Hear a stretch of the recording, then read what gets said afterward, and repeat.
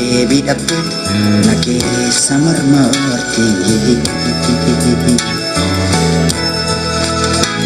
Mee akkamiin ta'a waanan ta'u si dhabee rafee bulu yaadusi yaada koon dadhabee.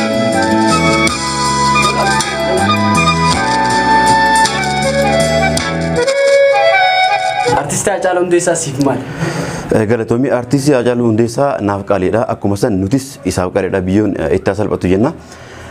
Akkuma agartan kana kabajamtoota fi hordoftoota ilmaan Oromoo kan addunyaa guutuu irratti argamtan jechuudha. Sagalee gooticha keenyaa kan waggaa kan nurraa wareegame jechuudha. Amma isa san kabajuudhaaf mana waa inni Oroo yookaan Yaasinitti argamne jechuudha. Isin hunduu warroonni artistii Haacaaluu Hundeessaa isaaf quuqama qabdan jechuudha. Isa yaadachuun dirqama nurra taa'ee jechuudha. Dirqama Oromummaa fi dirqama artistii keenya beekamaa kana bahuun dirqama keenya waan ta'eef bakka jirtanitti isin hunduu dirqama kana akka baatan kabajaadhaan isin gaafanne jechuudha. Kanaafuu waan nu daawwattanii baay'ee galatoomaa isin jenna. Jabaadhaan nu jajjabeessaa isin jenna. Haacaaluu Hundeessaa siif maali? Haacaaluun Hundeessaa naaf qaaliidha. Goota jechuun nabichaaf osoo hin taane Oromoo hundaafuu nama qaaliidha jechuudha. Goota dhabuu hin taane qacalee amma biyyaaf ta'u dhabuu keenyaaf hedduu gaddinee jirra. Waan hedduu nu dhaga'ameerraa jechuudha.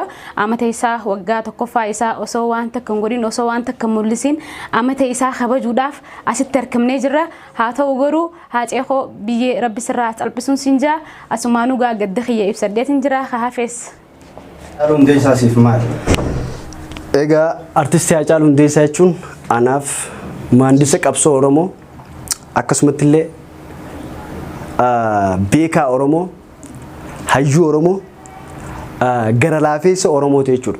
Sababni isaa wanni kana joof artisti Haacaaluu Hundeessaa jechuun egaa gara laafeessa wanni joof sababaan qaba gaafa uummanni keenya TPLF buqqaasee Soomaalirraa buqqaan osoo waan takka hin qabaanne konsertii dalagee dhufee ummata keenyaaf daqiiqaa yookaan kaan ammoo dhukkee makiinaa guutee nama kenneef soomana keessa kabajaa muslimaaf qabuuf jecha jiboota 10 nama bitee muslimaaf itti afxiraajee kenneef jechuudha. Artisti Haacaaluu Hundeessaa jechuun Oromoodha akka mataa kiyyaatti.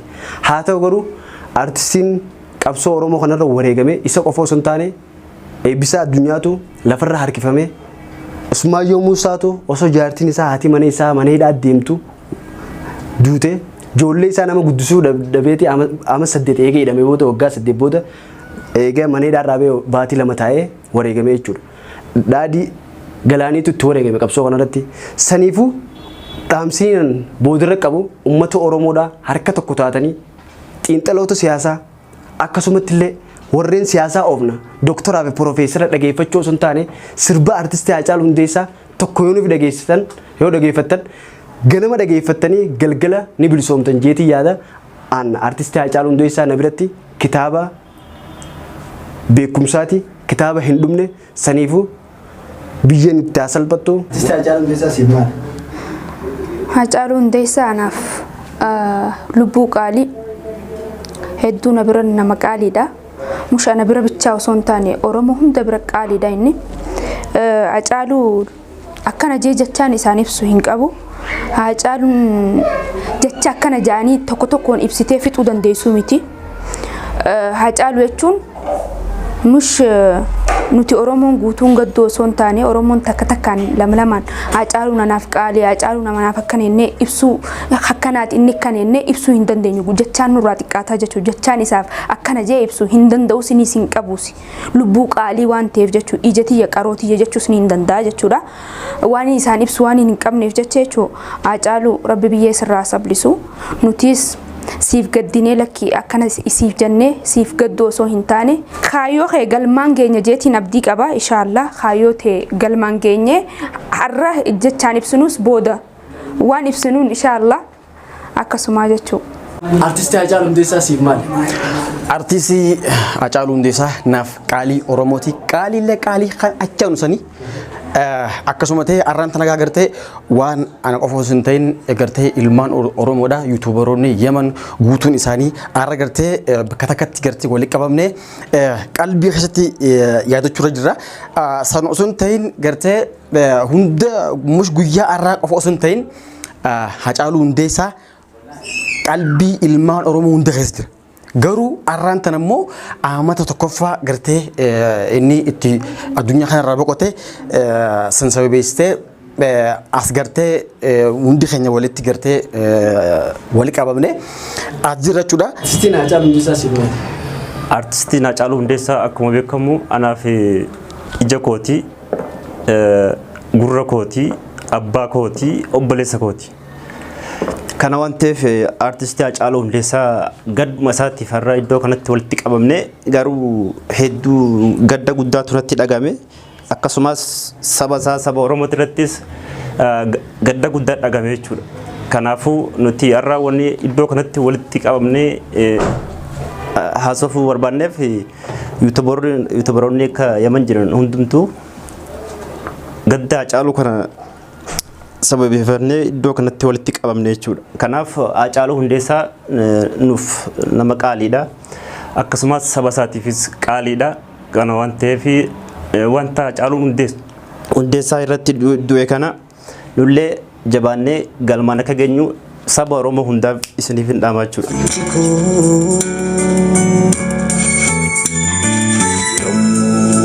Lafa ga'u waan rafuun se'aa narrafee firrafne jechuufis ciisa qorran jira maqumaa fanciisa malarrafaa miti gaaffii deebii dhabdee na keessa marmarti mi akkamiin ta'a waanan ta'u si dhabee rafee bulu yaadusi yaada koon daadhabee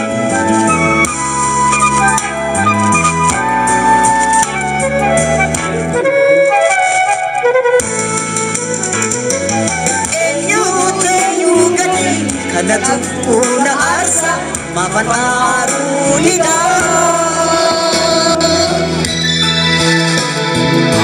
Aner gabu male irgachuni dadhabe kanaaf rafu dida Enyu gadi kanatu una arsa mafanaru lida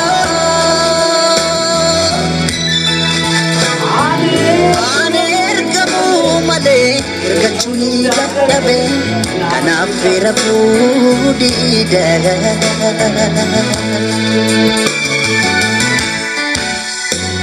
garaan koo rakkatee rakkina faarsiti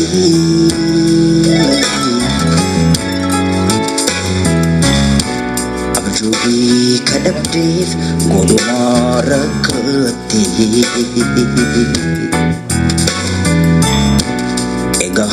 amma yoomiitti gadadoonni jiraatti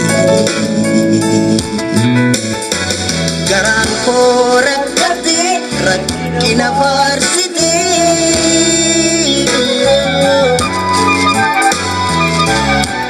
abjuudii kadhabdeef odumaa rakkatti egaa amma yoomiitti gadadoni jirawati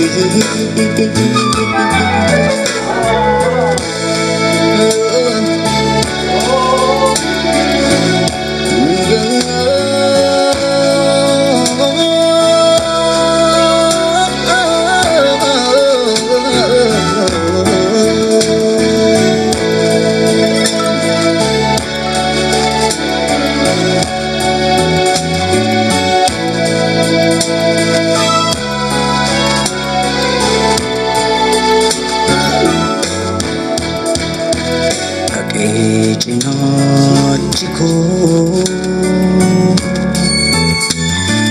yommuu lafa ga'u waan rafuun fe'a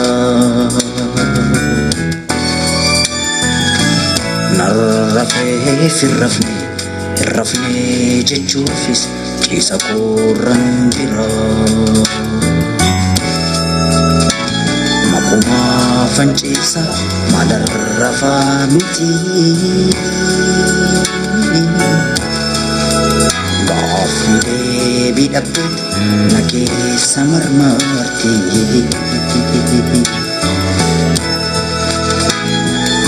akkamiin ta'a waanan ta'u si dhabee rafee bulu yaadus yaada koon dadhabee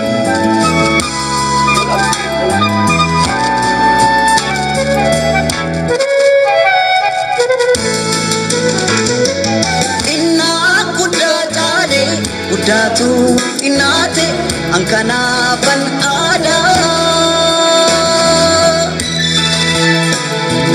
Dubbi sana dibe debi sa pandabe kana vera pudida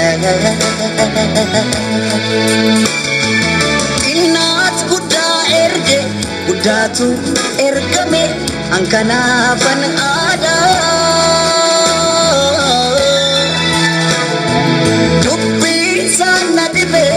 Debi sa pandabe kana vera pudida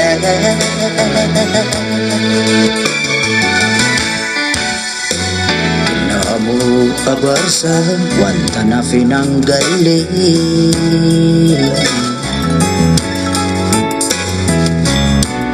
Iraanu didi maaf jala elale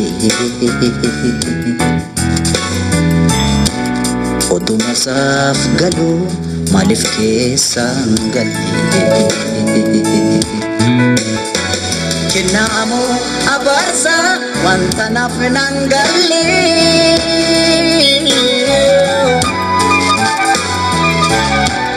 Irra aanu didi maaf jala eelawade Oduma saaf galu Malif keessaan galle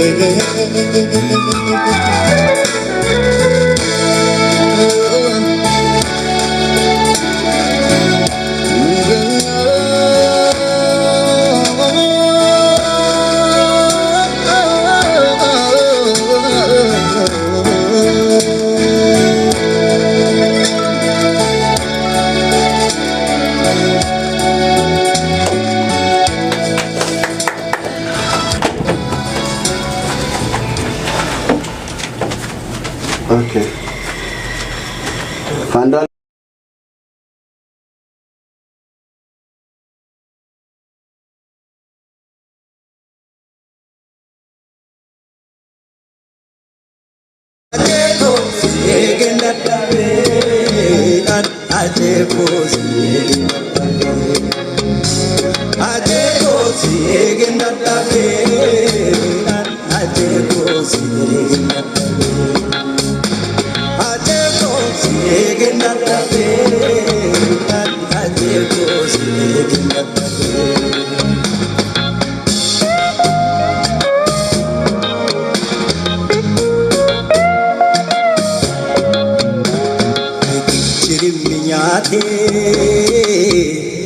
Sigane prekisa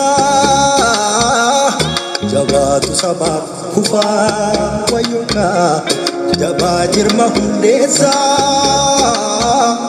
hari adula adu boro urji galesa jinda chalu wayuka ubadu kana ibsa Sajirra jedhu fulle bareedu kana ibsa gootonni gaara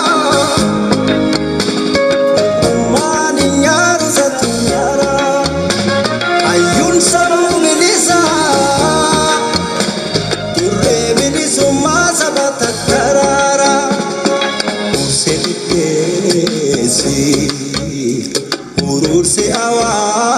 awaashii Buseesi urursi awaashii Ajeeko jabaa ilmoo dhugaati Ajeeko qabsoo Ajeeko jabaa ilmoo dhugaati Ajeeko qabsoo Ajeeko jabaa ilmoo dhugaati Ajeeko qabsoo